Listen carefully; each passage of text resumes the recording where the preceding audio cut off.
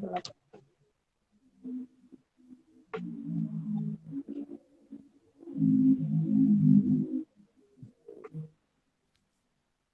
kedengaran nggak, Bang? Kedengeran, Bu. Oke, oke.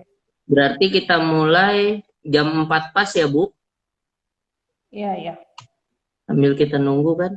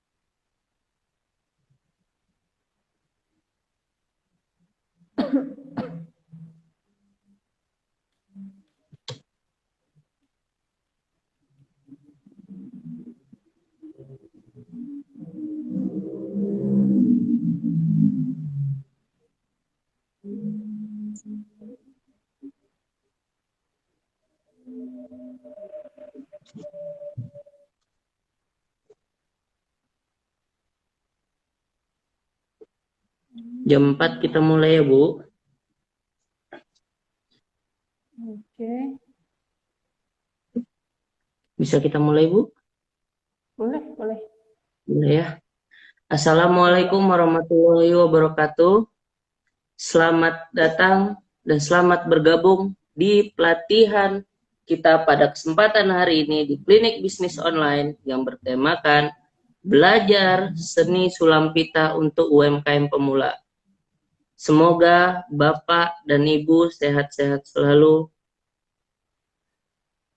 Dan kita mulai pelatihan hari ini bersama pemateri kita Ibu Rindu Prihatiningrum. Acara pelatihan ini akan segera kita mulai. Apakah ada yang mau disampaikan dulu kepada pemateri kita?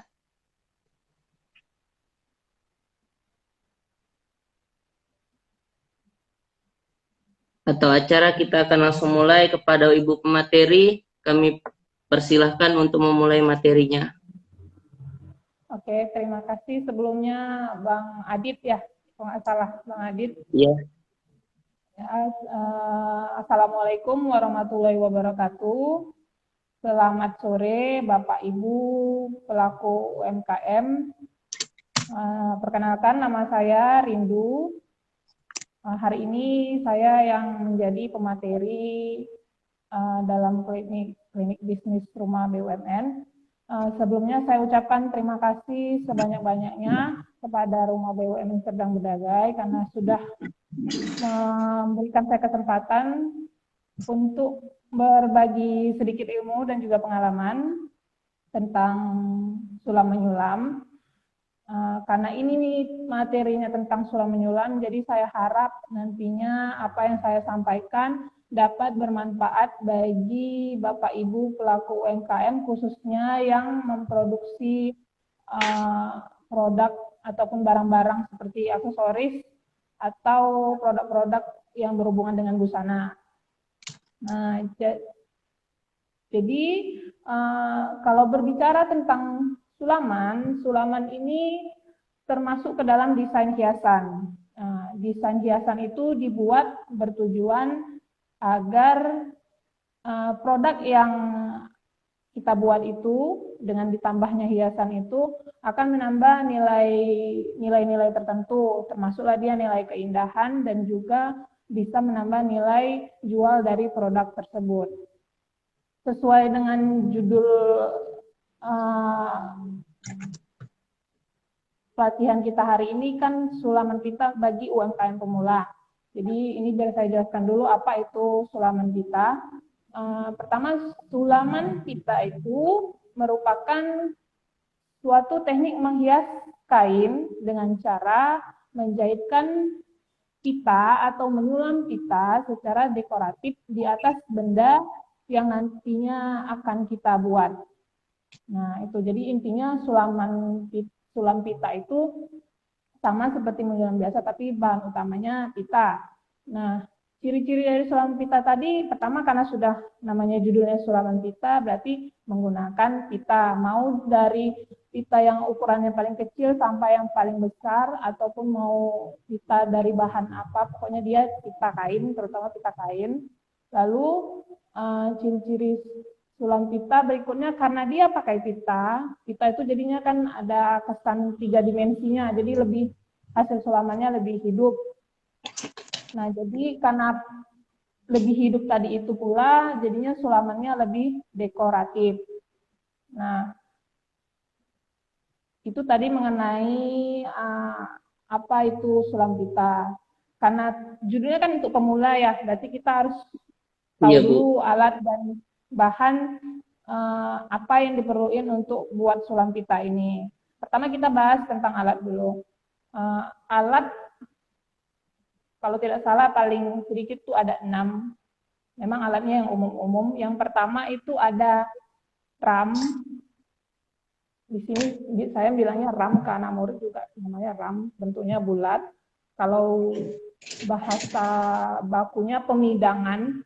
Jadi ram ini, nah ini bulat, dia ada mur di atasnya.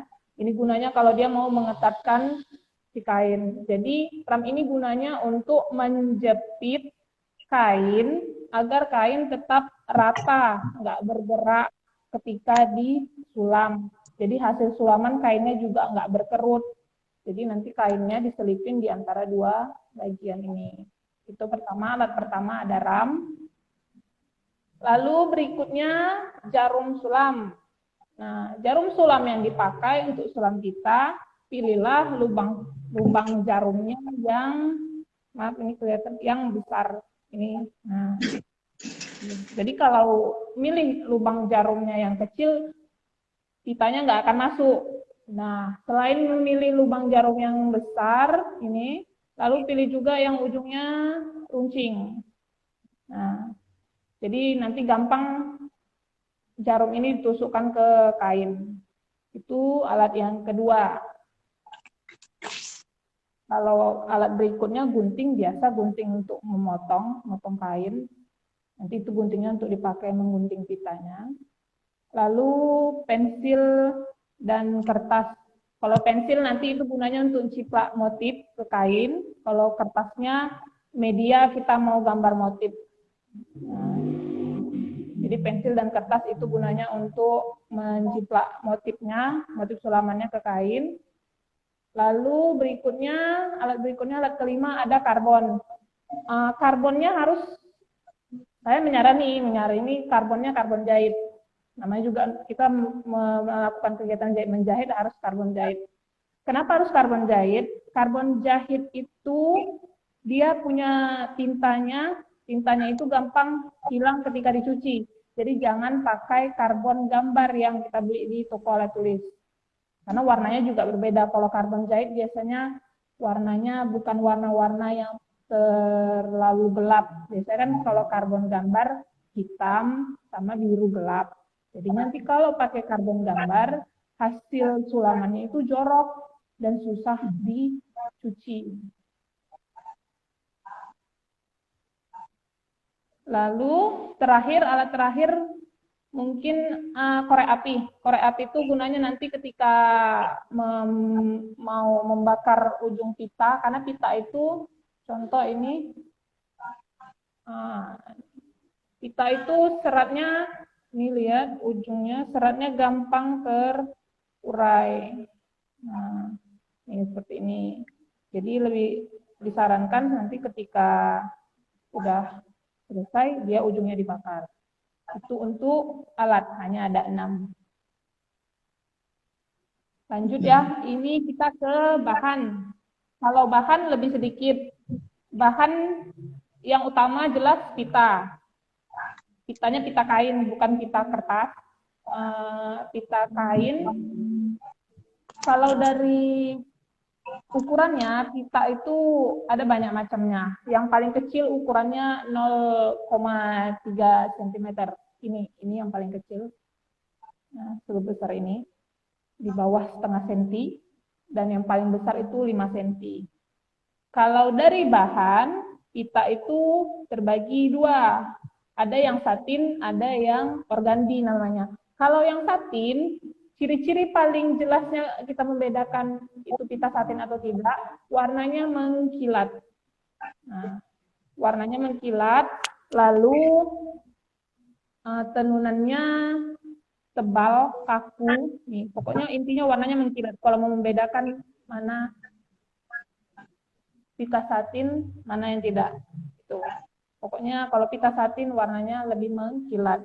Lalu yang kedua ada pita organdi. Kalau pita organdi itu ciri-ciri paling jelasnya ini, dia transparan, warnanya transparan, kelihatan. Nih. Itu tadi pita dia kalau dibagi sesuai dengan bahannya ada 2 macam, pita satin dengan pita organdi. Untuk membedakannya, kalau pita satin warnanya mengkilap, kalau pita organdi bahannya menerawang dan tipis. Itu bahan pertama. Kalau bahan kedua kain untuk media kita menyulam, disarankan pilihlah kain yang seratnya, tenunannya tidak terlalu rapat, supaya mudah ketika dilalui jarum dengan pita. Jadi kalau makin rapat tenunannya, seperti mungkin kalau tenunannya yang rapat agak sulit, nanti makin lelah kita ngerjai sulamannya karena jarumnya susah ditusukkan dan dicabut. Lalu ketiga ini bahan tambahan sih, benang sulam. Ini. Kalau benang sulam dipakai nanti biasanya untuk menyulam motif batang atau tangkai. Nah, itu. Biasanya dia bukan untuk motif yang utama-utama, hanya motif pendamping saja. Itu tadi alat dan bahan. Tadi alat ada 6 ya, bahan ada 3. Setelah Bapak Ibu tahu apa aja alat yang mau dipakai, selanjutnya harus juga tahu tusuk-tusuk dasar dari sulam pita itu apa-apa saja. Nah, sebenarnya dengan kecanggihan internet zaman sekarang, Bapak Ibu bisa cari informasi di internet, apa-apa aja tusuk-tusuk dasarnya sampai ke cara-cara pengerjaannya. Tinggal kita yang memilih informasinya itu gampang kita pahami atau tidak. Nah, ini di sini saya bawa contoh. Saya kasih contoh. Pertama itu ada, kalau di internet mungkin tulisannya straight stitch gitu, pakai bahasa Inggris. Ini tusuk jelujur biasa. Ini yang warna orange, tusuk jelujur. Nah, kalau diartiin dia tusuk lurus, tapi kalau ini jadinya tusuk jelujur. Kayak biasa kita menjahit umumnya pakai benang. Jadi tusuk jujur ini bisa kita jadiin ke motif bunga sesuai dengan gimana bentuk bunganya, tinggal ditentukan berapa kelopaknya. Nah, itu yang pertama. Lalu ini yang warna hijau. Ini yang warna hijau. Oke, biar kelihatan. Nah, yang warna hijau ini, kalau yang ini dia biasanya untuk tusuk tangkai. Nah, bisa dimodifikasi menjadi bentuk seperti ini. Dia digunakan untuk motif daun-daunan. Nah, jadi tusuk dasar di sulam pita ini satu tusuk bisa dipakai untuk beberapa motif. Jadi bukan hanya sekedar hanya untuk di batang, enggak, bisa dijadiin di motif daun. Nah, lalu kalau ini yang hijau ini tusuk batang. Nah, biasanya kalau di sulam pita jadinya pakai benang sulam. Lalu di bawahnya ini, kalau di bahasa Inggrisnya namanya ribbon stitch. Kalau kita di bahasa umum tusuk pita, walaupun pakainya pita juga.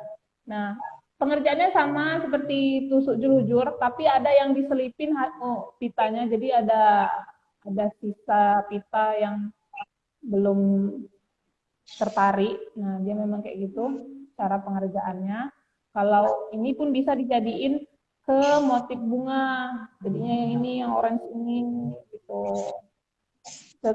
Tergantung berapa kelopak bunganya, tergantung motifnya. Lalu ada ini simpul yang kecil-kecil, simpul mawar namanya, simpul mawar. Biasanya dipakai untuk motif di bunga itu kan ada putik sari ya. Kalau di bagian tengah-tengah bunga itu biasanya motifnya ada kayak gitu. Lalu atau bisa jadi pucuk bunga, dia nanti dibuat beberapa buah gitu menumpuk. Biasanya dia dimotif seperti itu. Lalu ini ada tusuk rantai lepas. Ini kalau dia dibuat sejajar memanjang gitu, dia seperti tusuk rantai.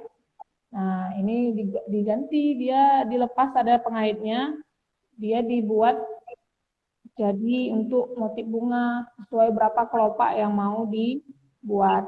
Terakhir ini yang tusuk yang untuk jadi bunga utama. Ada namanya sarang laba-laba, tusuk sarang laba-laba. Nih. Biasanya ini dijadiin tusuk untuk motif utama. Nah, pengerjaannya pertama harus ada dulu ini rentangan benang yang dipakai untuk jadi jaring laba-labanya. Di sini kan ganjil nih ada 5. Umumnya biasanya orang buat kalau nggak 5 itu 9. Karena kalau genap biasanya nggak akan jadi bentuk mawarnya seperti ini kayak bunga mawar.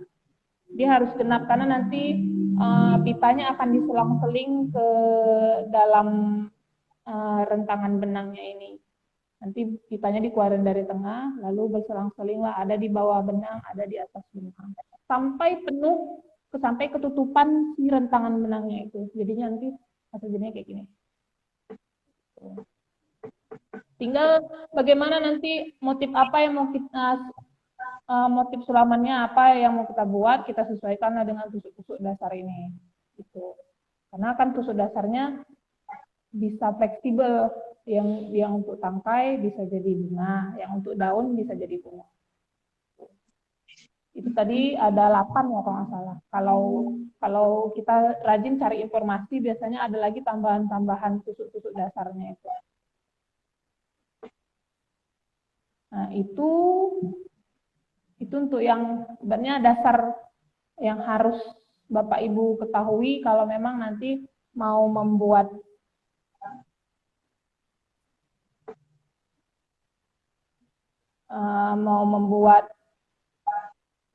sulaman pita. Nah, baru kalau udah tahu alat, udah tahu bahan, dan udah tahu kita cara buat tusuk-tusuk dasarnya, saya sarani pertama-tama harus belajar dulu paling enggak sedikit tentang tusuk-tusuk dasarnya itu. baru masuk ke pembuatan sulamannya secara utuh. Nah, itu tadi untuk yang dasar-dasarnya. Lalu kita masuk ke langkah-langkah pembuatan sulaman pita secara yang udah mau buat secara utuh ya, sesuai motif yang mau dipakai. Yang pertama gini, kita kan mau buat produk ya, pasti kan apa yang mau kita sulam itu harus jadi sebuah produk yang bisa kita pakai, yang bisa kita jual. Pertama, tentuin dulu kita mau buat apa. Tentukan dulu kita mau buat produknya apa, tas kah, dompet kah, masker kah, gitu. Harus ditentuin dulu. Jelas namanya kita buat produk pasti ada polanya. Nah, paling tidak kita harus ada gambaran di kainnya. Nanti letak polanya ukurannya segini, letak misalnya lebar tas, contoh kita mau buat tas, lebar tasnya misalnya 30 kali 30. Nah, kita harus sudah tahu dulu. Lalu berikutnya, setelah kita udah tentukan di mana letak ukuran-ukuran produk yang mau kita buat itu di kain, kita tentukan juga di mana nanti letak motifnya. Secara teori, letak motif itu ada di sudut. Jadi kalau misalnya contoh persegi ya, bentuknya persegi, ada di sudut. Sudutnya mau sudut yang mana, kiri kah, kanan kah. Ada motifnya letaknya di tengah-tengah. Nah, letaknya di tengah-tengah. Lalu ada yang di sisi. Jadi kalau misalnya persegi 4, motifnya di setiap sisi persegi 4. Ada posisi motif yang letaknya berserak. Nah, jadi harus tahu dulu mau di mana letak motifnya, harus sudah ditentuin dulu. Nah, lalu setelah menentukan letak motif, udah ditentukan letak motifnya, lalu masuk ke, kalau sebelumnya sudah ditentukan juga dong motifnya ya. Jadi misalnya mau motifnya memanjangkah, motifnya sudutkah, atau motifnya memberi kesan berjalan, jelas itu sudah kita tentuin dulu motifnya motif seperti apa. Nah, kalau sudah kita tentukan, yang ketiga itu menentukan berapa ukuran produk yang mau dibuat, lalu letak motifnya dan menentukan motifnya apa. Selanjutnya kita ciplak motif. Nah, untuk menciplak, ini biar saya contohin ya. Boleh kan, Bang, sambil saya boleh, tunjukin? Bu. Boleh. Ya. Jadi, contoh ini kain. Misalnya ini kain. Ini kain. Lalu di sini juga ada motif. Nah, ini contoh. Ini kita contohkan ini motifnya. Di atas kain kita kasih karbon. Ini karbonnya. Di atas kain kita kasih karbon. Contoh warna merah. Setelah karbon baru motif. Nah, jadi ada 3.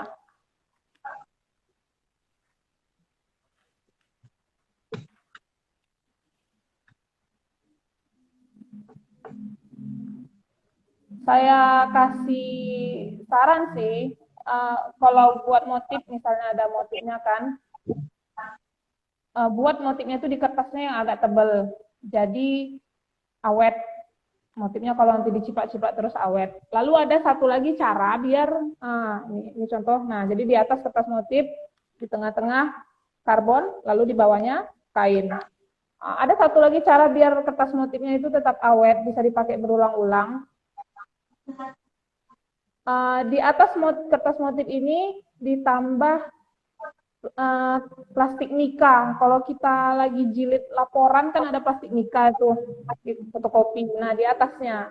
Jadi kita menekan motifnya di atas plastik mikanya. Jadi plastik mikanya yang berbekas pensil kita. Jadi kertasnya nggak cepat rusak karena ditekan. Lalu kalau sudah diciplak, baru pasang keram kainnya dipasangkan keram. Jadi ini contoh tadi RAM kita.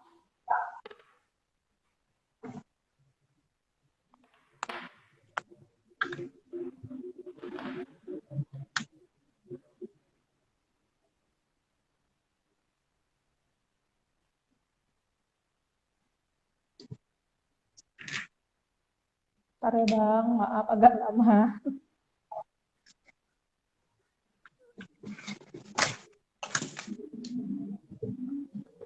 Nah, oke. Ini contoh tadi misalnya udah diciplak. Nah, satu gini saya juga kasih tahu, kan RAM ini dia terdiri dari dua lingkaran tadi ya. Jadi yang kita pakai kalau nyulam yang atasnya, kadang kan di belakang itu dia cekung. Kalau orang membordir baru pakai yang di dalam ini. Kalau orang menyulam pakainya yang atas. Tuh. Tuh, kalau sudah dipasang di RAM, tinggal memulai menyulam. Ya tentukan misalnya motif tangkainya mau pakai tusuk yang mana, motif daunnya mau pakai tusuk yang mana, tinggal ditentuin mau yang mana. Nah, lalu kalau misalnya kain yang tadi diramnya kurang ketat, ini kan di sini ada murnya, tinggal itu diketatin. Nah, sampai gimana keinginan hati lah, kalau serasa udah ketat bisa dilanjut ke menyulam. Lalu yang perlu juga diperhatiin sih, namanya kita buat produk kan pasti kainnya warnanya beda-beda, bukan warna putih polos gitu aja kan. Juga harus ditentuin, misalnya kain dasar untuk produk kita itu kalau tadi masih warna yang gelap, warna hitam, warna putih, gampang menentukan warna motif yang mau kita sulam ini. Yang sulit kan kalau misalnya warnanya warna-warna yang sedikit cerah ya, tuh, ataupun hindari juga membuat produknya dengan kain yang bermotif, karena nanti kalau kainnya udah bermotif ditambah lagi pakai sulam pita, takutnya jadinya terlalu ramai, jadi nggak tahu mana pusat perhatian dari produknya itu. Gitu. Itu sih sebagai tambahan. Jadi kalau contoh misalnya kainnya kita mau buat tas, kainnya itu warna hitam. Kalau warna hitam kan biasa kan, jadi gampang menentukan warna-warna motifnya. Jadi ini biar saya contohin, kita sulam motifnya yang dikit ini.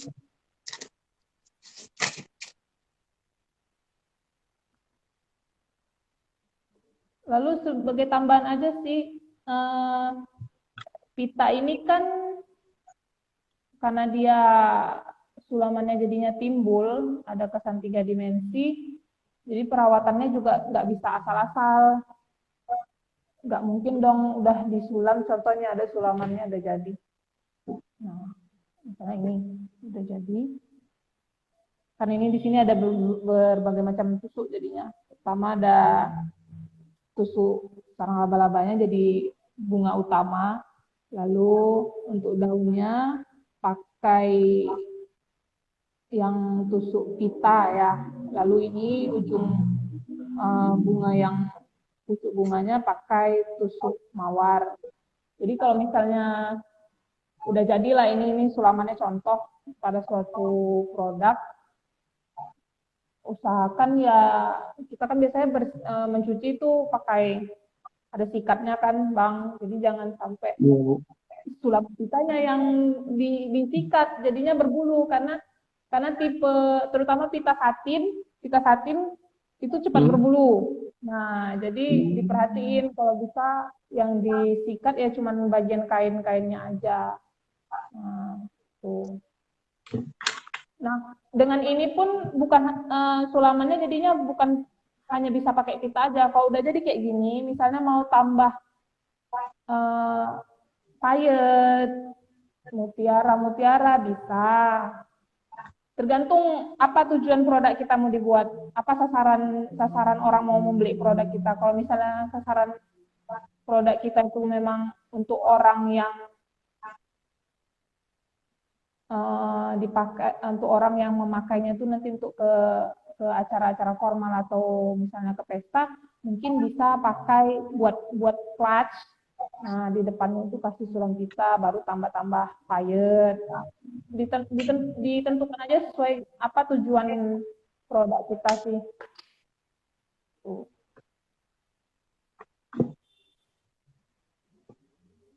Nah, ini Oke, biar saya baik contohin. ibu-ibu dan bapak-bapak para UMKM, sambil ibu pemateri kita menjelaskan, kita buka sesi pertanyaan ya Bu. Dipersilahkan kepada Bapak dan Ibu para pelaku UMKM untuk bertanya.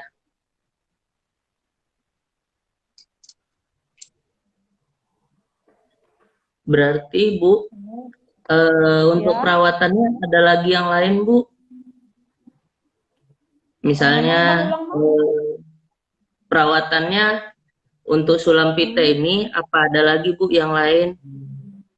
Misalnya jangan taruh langsung dijemur di bawah matahari atau gimana? Kalau saran saya sih ya, apalagi kalau dia di produk yang contoh kayak linen rumah tangga, kayak sarung bantal kursi, jangan pakai deterjen yang untuk khusus baju putih. Saya udah pernah pengalaman kalau pakai deterjennya yang khusus untuk baju putih, ketika jumpa kain berwarna, lama-lama bisa pudar. Ya, itu satu. Lalu yang terutama tadi ketika menyikatnya sih, ini ada yang nanya motifnya Bu, ada pertanyaan ini Bu, motifnya dapat dari mana ya Bu? Kalau untuk kita cari motif, kalau Bapak Ibu mau cari motif, sebenarnya kita banyak referensi, apalagi sekarang internet udah canggih. Nah, bisa cari di buku ataupun di internet. Atau kalau memang dari kitanya punya motif sendiri juga nggak apa-apa. Ini kebetulan yang saya bawa contoh tadi buat sendiri. Nah, bisa nggak Bu diaplikasikan pada kain yang berbahan kaos? Kalau kain berbahan kaos, bisa. Karena kalau menurut saya ya, kaos kainnya tenunannya tidak terlalu rapat. Tapi yang mesti diperhatikan kalau kita nyulam di kain kaos, usahakan nanti pas diram harus tetap ketat. Karena kan kaos itu gampang kalau kita sulam terus bisa takutnya terlalu berkerut. Jadi tetap harus diperhatiin ketika diram harus tetap rata, tetap tegang lah kainnya, jangan sampai berkerut. Bu, ini ada pertanyaan lagi nih dari Bu Mega. Bagaimana ketika kita akan mengaplikasikan ke hijab Bu? Apakah pita tersebut tidak akan rusak Bu? Oke, Terima pertama kasih Bu. bagaimana kalau diaplikasikan ke hijab? Bisa diaplikasikan ke hijab, tapi dilihat juga kain hijabnya apa. Kadang kan ada yang kain hijab yang Paris ya. Itu memang tenunannya tidak terlalu rapat, tapi kainnya tipis.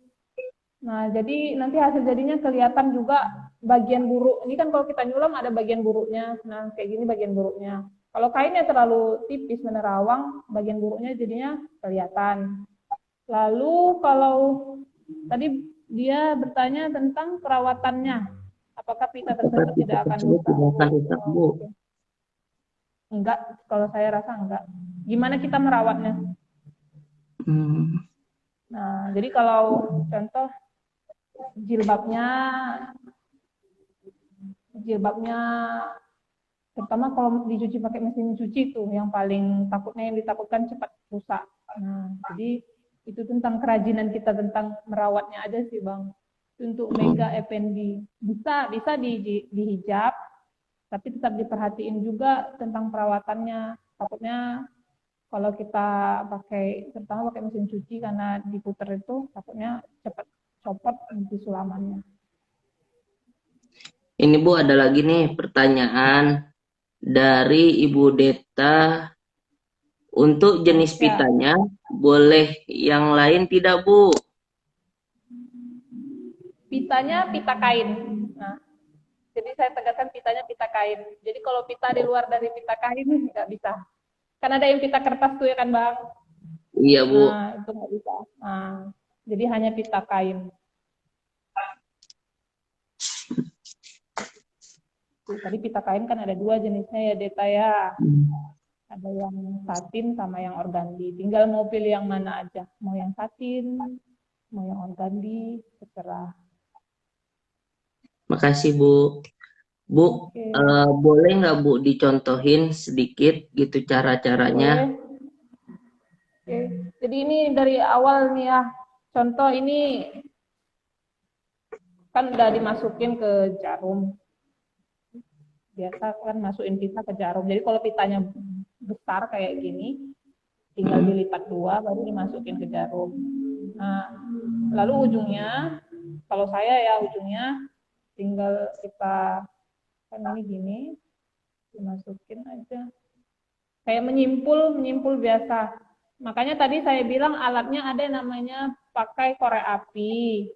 Karena takutnya ini, nah ini ujung yang bekas kita menyimpul ini bisa lepas-lepas. Lama-lama simpulan kita ini yang akan lepas juga karena seratnya terlepas gitu. Nah, kalau udah mulai saya saranin, ini kan motif ada yang kecil, ada yang besar ya, Bapak Ibu. Jadi kalau saya selalu mengerjakan mana dulu yang lebih besar, baru nanti terakhir yang kecil-kecil. Kalau saya, dan setahu saya juga selama saya belajar juga kayak gitu. Nah ini contoh, biar saya contohin dulu ya.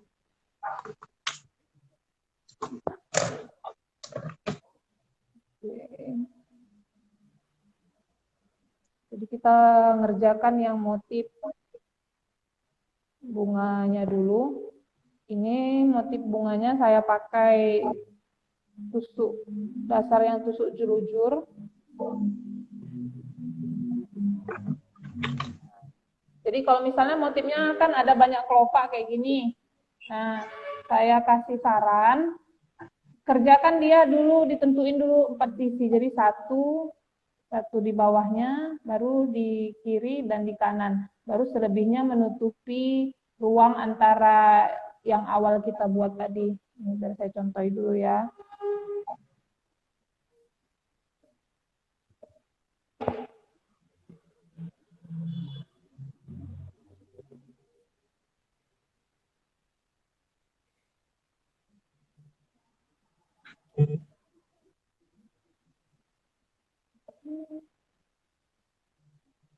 Ayo, selagi saya ngerjain, mana tahu ada Bapak Ibu yang mau ditanya lagi.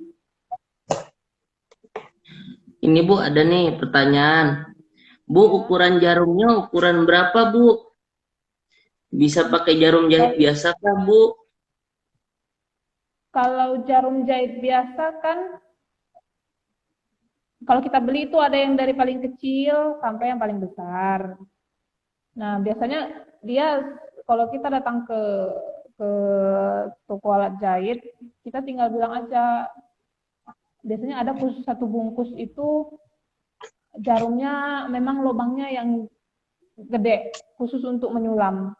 Nah, jadi memang dia nggak ada nomor, atau coba sebentar saya cek. Ini ada saya bawa satu bungkus. Adakah nomornya atau enggak? Bentar ya.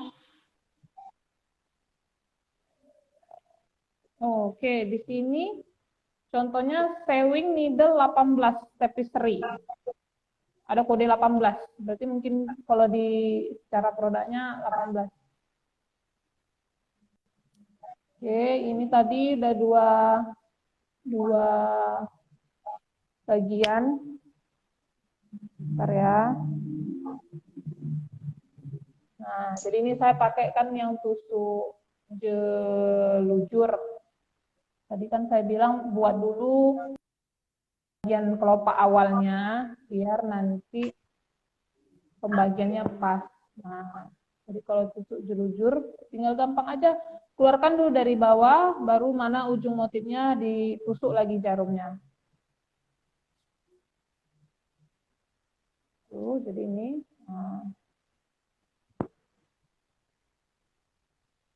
Paling kesulitannya kalau sulam pita ini begini, karena yang ditusukkan itu tebal kayak pita, kan pitanya kalau makin tebal kan makin besar ya. Terus jarumnya juga tebal. Paling kesulitannya semakin lama tangan kita jadinya agak berat kalau mau mencabut jarum dan pitanya. Ini saya jadi ada 4 bagian.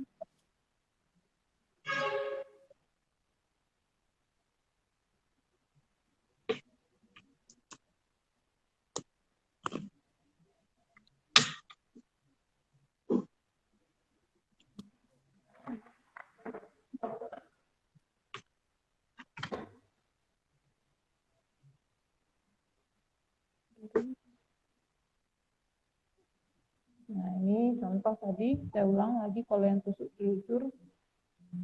Nah, tinggal dimasukkan di mana mau tipsnya.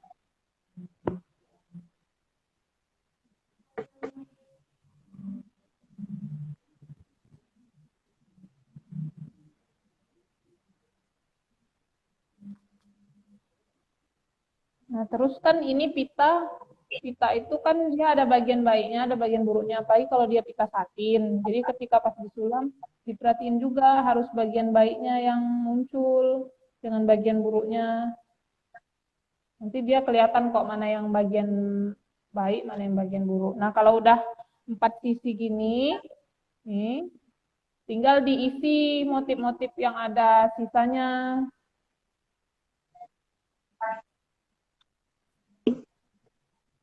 Nah, lalu balik lagi ke tengah. Tuh.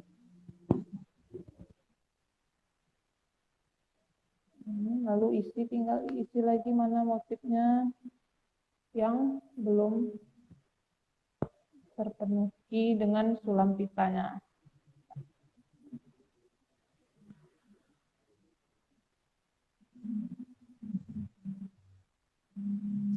Oke.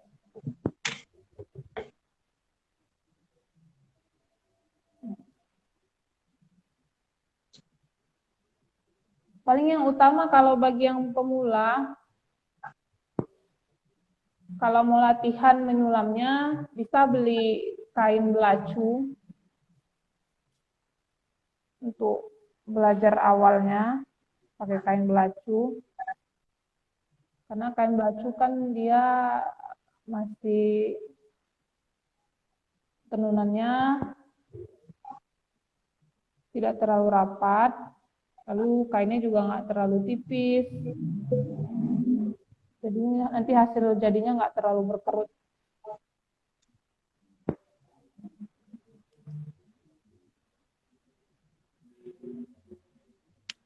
Oke, ini udah jadi setengah.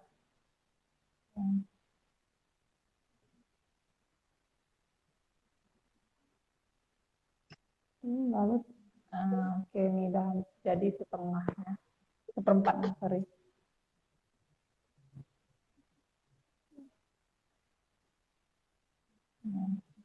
Tinggal diisi, mana lagi yang kosong-kosong isi, baru tengahnya bisa pakai yang simpul, tusuk simpul mawar. Nah.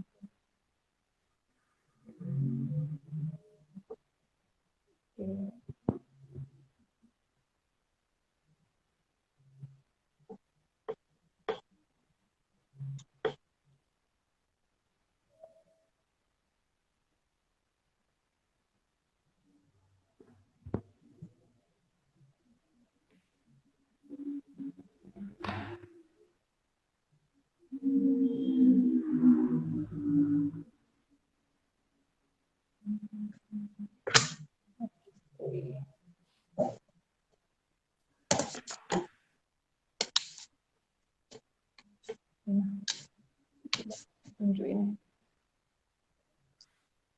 Bentar ya, biar kita pindah aja posisi kameranya. Nah, ini contoh.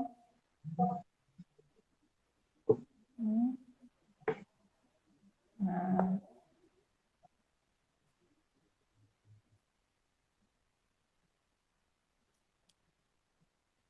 tinggal di ujung.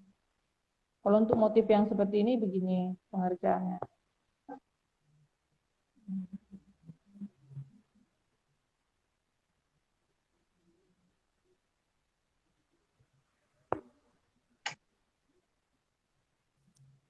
Dan diusahakan kalau bisa sulaman kita itu akurat, karena gini, apalagi kalau misalnya nyulamnya itu di kain yang, kan ini karena jarumnya tebal, terus kan yang pita juga tebal, takutnya kalau nanti ada salah-salah ketika menusuknya, sisa tusukannya itu terlalu besar. Ini saya contohin, nih kan misalnya udah dilalui. Nah, jadi kalau kita ini cabut, ini jadinya bolong, jadi hasil kainnya nggak cantik lagi, nggak rapat lagi. Ini itu bedanya dia dengan sulaman benang. Kalau sulaman benang kan benang itu tipis ya. Jadi kalau misalnya ada salah, kita tinggal kita dedel, kita guntingi, hasil kainnya bekasnya nggak terlalu kelihatan. Kalau sulam pita, kalau salah, terus kita gunting lah misalnya pita-pitanya, nanti hasil bekas tusukannya itu terlihat jelas.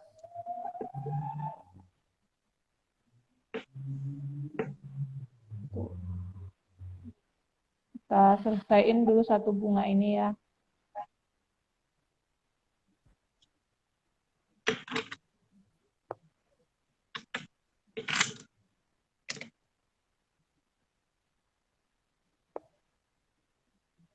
Kira-kira ada lagi nggak Bang yang nanya? Kalau Bapak dan Ibu para peserta pelatihan UMKM, kalau ada yang mau ditanyakan boleh silahkan ditanyakan lagi Bu. Bapak. Kita manfaatkan waktu yang singkat ini. Ini ada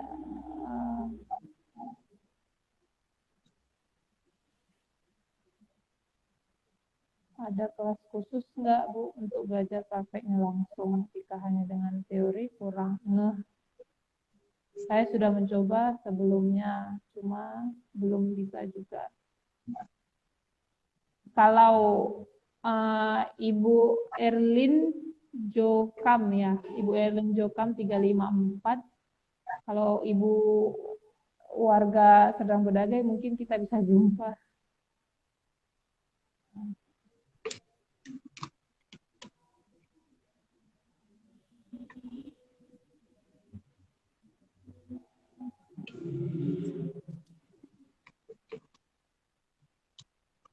Nah, ini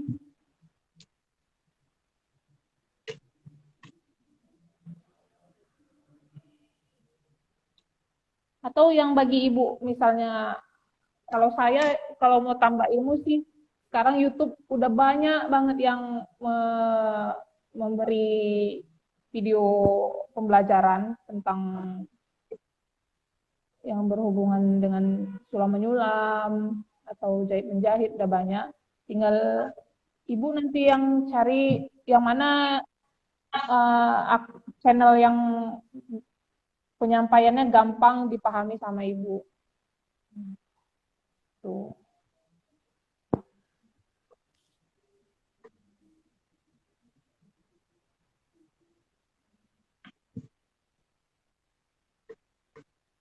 Nah, ini dia hampir jadi satu motif.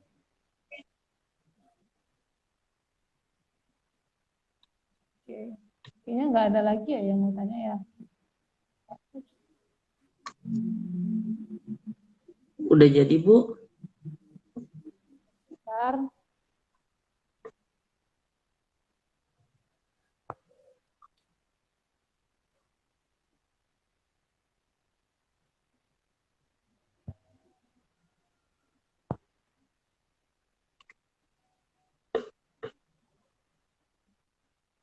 Oke, satu lagi.